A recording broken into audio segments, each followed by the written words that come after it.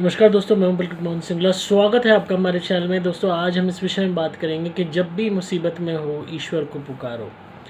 पर हमारा ये पुकारना क्या वाकई में सही है?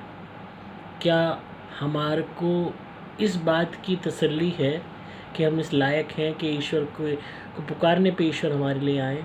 इस बात को समझना बहुत ज़रूरी है। हालांकि आप ईश्वर को ज़रूर पुकारें जब आप मुसीबत में हो।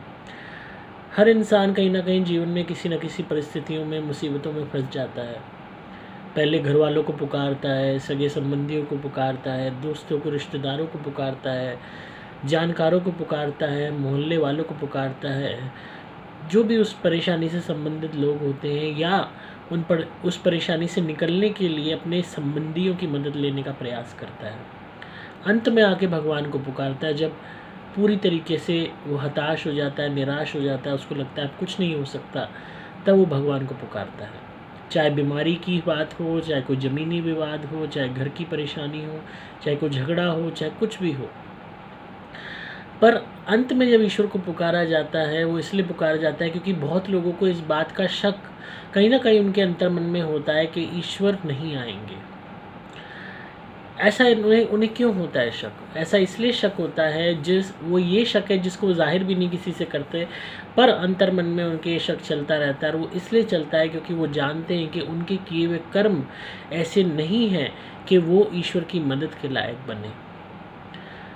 कहते हैं ना, अगर पापी दुनिया का बुरा करता रहे और उसके बाद अब जब उसका बुरा हो तो ईश्वर की मदद मांगे, तो ये बात बेईमानी लगती है। वही हाल आज इंसानों का है। हम लोग ईश्वर से मदद तो मांगते हैं, पर आखिर में मांगते हैं। इसीलिए आखिर में मांगते हैं क्योंकि हम ये बात जानते हैं कि शायद वो हमारी मदद नहीं करेगा, शायद हम अपने कर्मों के कारण ही उस परेशानी को झेल रहे हैं।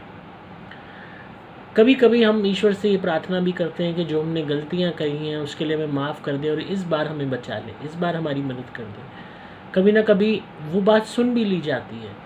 कोई ना कोई ऐसा सहारा आ जाता है, कोई ना कोई ऐसी चीज़ हो जाती है कि हम उस परेशानी से बच निकलते हैं। और उसके बाद फिर उसी ढर्रे पे चल जाते हैं। फिर वही बुरे कर्म करना, फिर वही दूसरे का बुरा करना, फिर वही कर्मों को करते वक्त ईश्वर का ध्यान ना करना कि हम जो कर्म कर रहे हैं ये कहीं ना कहीं गलत है, इस बात की सोच ना रखना। और फिर वो मंज़र आता है जब हम किसी न किसी परेशानी में होते हैं और तब जब लोग हमारे काम नहीं आते, तब ईश्वर को हम पुकारते हैं और फिर हम देखते हैं कि ईश्वर भी हमारे लिए नहीं आ रहा, क्योंकि हमने अपने आप को उस लायक ही नहीं अब रखा। जो थोड़ी बहुत कसर थी वो हमने पहले ही खपा ली। वादा भी ईश्वर से झूठा किया, मन से भी झूठा किया कि हम आगे से बुरा नहीं करेंगे, खुद को भी गलत झूठा समझाया। और अब जब ये परिस्थिति आई है कि दोबारा हम मदद मांग रहे हैं, तो हम मदद के लायक नहीं रहे। इसीलिए बहुत से लोग ईश्वर से मदद मांगते ही नहीं हैं, क्योंकि वो ये बात जानते हैं कि उनका अंतर मन जानता है कि वो कितने गलत हैं। बाहरी तौर पे तो कोई भी शेर बन के दिखा दे, चौड़ा होकर दिखा दे, पर मन में हर इंसान अपनी कमजोरी को, अपनी कमी को, अपनी बुराई को, अपनी गलती को जानता है, पर जाहिर नहीं करता। और यही उसकी कमी है, यही उसका पतन है कि आप ये जानते हो कि आप गलत हो, पर आप उस गलती के साथ आगे बढ़ रहे हो, उसका सुधार नहीं कर रहे हो, उस गलती को आगे बढ़ने दे रहे हो, उसको और प्रोत्साहन दे रहे हो। यूँ कह लीजिए कि एक गलत जगह किसी ने पेड़ लगा दिया और वो रास्ता है जहाँ से गाड़ी जानी है, उस पेड़ को उखाड़ के दूसरी जगह लगाया जा सकता है, पर आप ऐसा नहीं कर रहे। आप उस पेड़ को उगने दे रहे हो, उसमें पानी डाले जा रहे हो, उस गलत पेड़ को उगाए जा रहे हो। वो उसकी जड़ें नीचे फैलती जा रही हैं, उसके तने मोटा होता जा रहा है, वो उसकी शाखाएं फैलती जा रही हैं, और जो भी वाहन जा रहे थे उनको जाने में अब और भी दिक्कत हो रही है। अब वाहन जाना ऑटोमेटिकली बंद हो गया है। तो अंत में क्या होगा, उस पेड़ को काट दिया जाएगा, क्योंकि उसने रास्ता पूरा ब्लॉक कर दिया। और जब आपने वो बीज बोया था, वो छोटा सा पौधा था, बीनी बना था, तभी आपको कह दिया गया था इस बीज को यहाँ मत लगाओ, ये रास्ता है, इसे कहीं और लगाओ। छोटा सा पौधा बना तो भी आपको कहा गया था अभी भी वक्त है इसको निकाल के कहीं और लगाओ। थोड़ा बड़ा हुआ तो भी कहा गया अभी भी वक्त है इसको निकाल के कहीं और लगाओ। पर आप कहते रहे छोटा सा ही तो पौधा है, आराम से गाड़ियाँ निकल तो रही हैं, क्या दिक्कत है। वो बड़ा होता गया, तब भी आपने कहा गाड़ियाँ निकल तो रही हैं। जब वो पूर्ण तौर पे बड़ा हो गया, फैल गया और गाड़ियाँ निकलनी बंद हो गई, तो उस पेड़ को आपकी जागीर होते हुए भी काट दिया गया। इसी भांति हम अपनी गलतियों को पानी देते रहते हैं, बड़ा करते रहते हैं। पहले छोटी गलती होती है, बीज बोया, फिर वो उसको बड़ा किया अपनी गलती को, फिर और गलतियाँ करी, फिर उन गलतियों को और बड़ा रूप दिया। देते रहते हैं ये सोच के कि कुछ नहीं होता, सब चल रहा है, ठीक है, कोई बात नहीं, सब ठीक है, हमने कुछ गलत नहीं किया। बाद में जब वो गलती इतनी बड़ी हो जाती है कि हमारे भी काबू से बाहर हो जाती है, तब हम ईश्वर को पुकारते हैं कि हमारी मदद करो। तब ईश्वर कैसे आए? मौके इतने आपको मिले थे अपनी गलतियों को सुधारने के लिए, लोगों द्वारा, समाज द्वारा, आपकी खुद के अंतर्मन द्वारा, आपके परिवार द्वारा, कि अपनी गलती को छोड़ दो, पर आप नहीं माने। जैसे शराबी होता है, शराब का एडिक्ट हो जाता है, बार बार शराब पीता है, घर वाले भी समझाते हैं इतनी शराब मत पिया करो, शराब पी के आते हो, झगड़ा करते हो, कलेश करते हो, मार पिटाई करते हो, माँ बाप पे भी हाथ छोड़ देते हो, बीवी पे हाथ छोड़ देते हो, बच्चों पे हाथ छोड़ देते हो, मुँह से बदबू आती है, कोई तुम्हें पसंद नहीं करता, पड़ोसी बोलते हैं, रिश्तेदार बोलते हैं, जानकार बोलते हैं, यार दोस्त बोलते हैं, हर कोई बोलता है इतनी शराब मत पिया करो। सुबह उठने का भी सवेरा नहीं होता, ना काम पे जा पाते हो, ना कुछ कर पाते हो। वो इंसान नहीं मानता, बल्कि शराब की अपनी उस लत को बढ़ाता चला जाता है। अंत में क्या होता है? या तो उसका लिवर फेल हो जाता है, या किडनियाँ फेल हो जाती हैं, और मौत की तरफ बढ़ जाता है, एक दर्दनाक मौत। और यही वो छोटी छोटी उसकी मिस्टेक जिसको बड़ा रूप देता है, ये कह के कि मैं जो कर रहा हूँ सही कर रहा हूँ, कुछ नहीं होता। अंत में जब वो परेशानी में जाता है, जब उसकी किडनी खराब होती है, लिवर खराब होता है, जब वो भगवान को फिर पुकारता है अंत में कि मेरी मदद करो, जो मदद कर रहे थे घर वाले, रिश्तेदार समझा रहे थे, उनकी मदद को नकार देता है। पर अब ईश्वर को पुकारता है, अब उसको पुकारने का कोई फ़ायदा नहीं, क्योंकि अब वो बचा सकता नहीं, क्योंकि अपने आप को अपने ही कर्मों द्वारा, अपना ही प्रारब्ध ऐसा रच लिया कि अब खाट भोगनी पड़ रही है, अस्पताल देखना पड़ रहा है, और उसके बाद मौत। घर वाले ज़िंदगी भर परेशानी उठाते रहे, और अस्पताल का खर्चा अलग, ट्रांसप्लांट का, डायलिसिस का, इसका खर्चा अलग, और अंत में बंदा मरा ही निकलता है। तो ईश्वर को बुलाने से मुसीबत में, परेशानी में बुलाना तो बहुत आसान है, या हम बुलाते भी बहुत वक्त बाद हैं, पर उससे पहले हम खुद के ही कर्मों द्वारा बहुत डैमेज कर चुके होते हैं, और वो कर्म हमारे प्रारब्ध के रूप में, कॉन्सिक्वेंस के रूप में हमारे लिए ही भोगने के लिए तैयार खड़े होते हैं। तो उसमें ईश्वर क्या करेगा? फिर ईश्वर को कोसने का क्या फ़ायदा कि तुम नहीं आए, तुमने मदद नहीं की, तुम्हारा कसूर है, हमारे साथ ही क्यों बुरा हुआ, हमने किसी का क्या बिगाड़ा था। आप मिनट में ईश्वर को जिम्मेदार ठहरा देते हो हर उस गलती के लिए, हर उस चीज़ के लिए जिसके जिम्मेदार आप खुद हो। तो इस बात को समझिए कि किस तरीके के बीज आप बो रहे हो, किस तरीके की परिस्थितियां आप क्रिएट कर रहे हो, आगे जाके इनके क्या आउटकम होंगे, ये सोचिए। आप कोई छोटा सा भी झगड़ा क्रिएट करते हो ना, इसके भी आउटकम आगे जाके बहुत बड़े हो सकते हैं, इतने बड़े कि आप सोच भी नहीं सकते।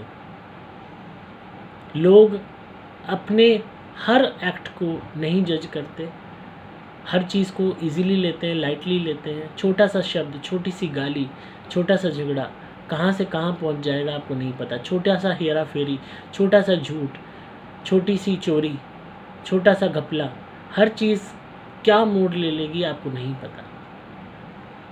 तो इसलिए खुद के कर्म द्वारा चीज़ों को ख़राब मत करो, और बाद में ईश्वर को बुला रहे हो तो उसमें आप खुद दोषी हो।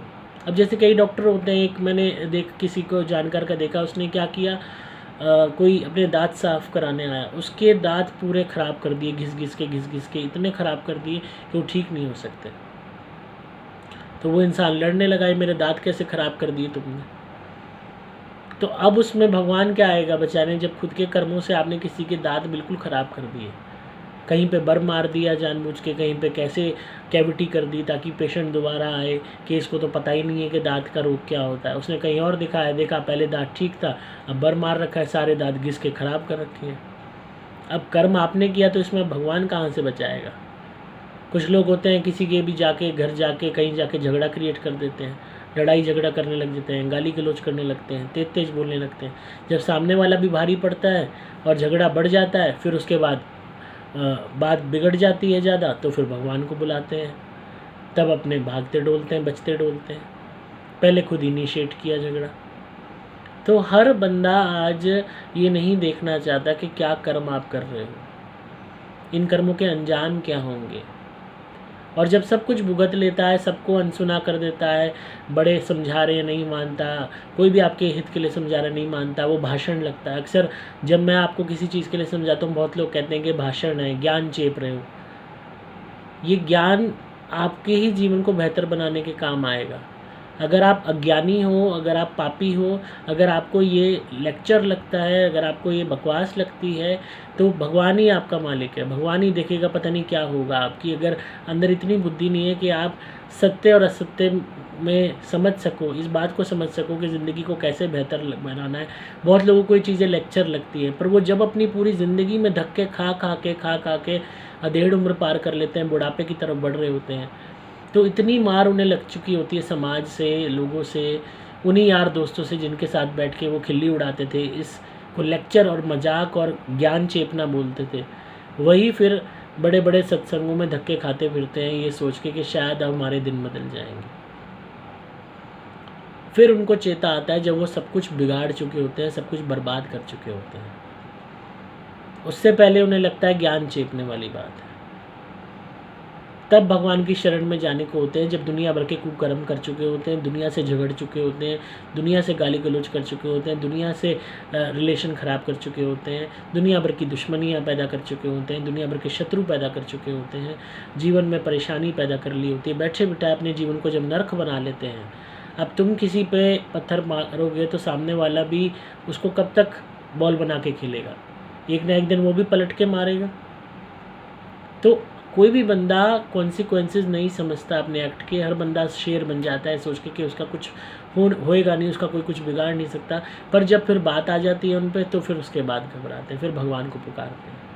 इसलिए किसी का भी बुरा करने से पहले, किसी का भी गलत करने से पहले, किसी भी बुरे कर्म में इंडल्ज होने से पहले, किसी भी लालच के तहत वशीभूत होकर किसी काम में घुसने से पहले हमेशा सोच लो कि इसके अंजाम क्या होंगे। और आप किसी गलत राह पे चल रहे हो, अगर आपको कोई समझा रहा है, कोई सही राय दे रहा है, तो एक बारी उसकी राय भी समझने का प्रयास करो। चाहे माँ बाप समझा रहे हैं, चाहे घर वाले समझा रहे हैं, चाहे भाई बहन समझा रहे हैं, ज़िंदगी को मजाक के तौर पे मत लो। ये एक बारी निकल गई ना हाथ से, उसके बाद पता नहीं इस जीवन के बाद आपको कौन सी योनि मिलेगी। तो वक्त को बर्बाद मत करो, अपनी ज़िंदगी को बर्बाद मत करो। मैं तो खैर यही कहूँगा, क्योंकि अंत में फिर ईश्वर को पुकारना पड़ेगा। ईश्वर आसानी से मिलेंगे नहीं, क्योंकि आप कर्मों का प्रारब्ध भोग रहे होंगे। मदद के लिए आएंगे नहीं, क्योंकि ये तो आपका प्रारब्ध है। फिर आप भगवान को कोसोगे। इसलिए भगवान को याद करना है तो हमेशा याद करो, बुलाओ, हमेशा बुलाओ कि हे ईश्वर, हमें सत्कर्म करने में मदद कर, हमें बुरे कर्मों को करने से बचा, हम बुरे कर्म ना करें, हमें सद्बुद्धि प्रदान करें और हमारे द्वारा जो भी कर्म हो अच्छे हो। यही प्रार्थना ईश्वर से करो। अपने आप दिमाग को हाजिर नाजिर रख के चलो, विवेक से काम लो। कोई भी ऐसा काम ना करो जो गलत हो, जिससे तुम पे या तुम्हारे परिवार पे आँच आए, क्योंकि तुम एक स्टेप गलत उठाओगे तो सामने वाला भी गलत स्टेप उठाएगा। तो इसीलिए ना खड्डे खंबे में पड़ो और ना बाद में फिर पुकारना पड़े किसी को। तो आई होप आपको आज की वीडियो पसंद आई होगी और आप इस बात पे गौर करेंगे। तो इसी तरह सुनते रहिए, प्यार देते रहिए, सब्सक्राइब कीजिए चैनल को, ताकि आपको पारलौकिक और आध्यात्मिक दुनिया का ज्ञान मिलता रहे।